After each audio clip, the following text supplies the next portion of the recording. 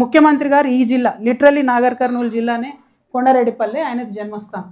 ఈ జిల్లా పుట్టినటువంటి బిడ్డ, మొత్తం నేను నల్లమల్ల పిలిబిడ్డను, నల్లమల్ల నాదని చెప్పుకునేటటువంటి బిడ్డ ఏం చేస్తున్నారు మీరు? ఉన్నటువంటి పాలమూరు రంగారెడ్డిలో 21 ప్యాకేజీలు ఉంటాయి. 18 ప్యాకేజీలే పని మొదలైంది.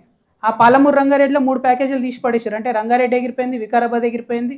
డిండికి ఇవ్వాల్సినటువంటి నీళ్ళు ఇంతవరకు ఒక సుక్క కూడా ఇవ్వలేదు. ఏంది 10 ఏళ్ళల్లో 10 సార్లు సర్వే చేసిరు. 8-9 కోట్లు డిండి ప్రాజెక్టుకు సోర్స్ ఎక్కడి నుంచి తీసుకోవాలి, ఏ పాయింట్ నుండి వాటర్ తీసుకోవాలి అన్న పాయింట్ మీద 10 సర్వేలు జరిగినాయి. చేసినటువంటి కన్సల్టెంట్కు 10 కోట్లు ఇచ్చిరు, కానీ కనీసం చుక్కనీరు కూడా మనం ఇవ్వలేని పరిస్థితి. ఇక ఈ పాలమూరు రంగారెడ్డి 21 ప్యాకేజీలలో 3 ప్యాకేజీలు రంగారెడ్డి వికారాబాద్ విడిచిపెట్టినాం. 18 ప్యాకేజీలు పని జరగాలి.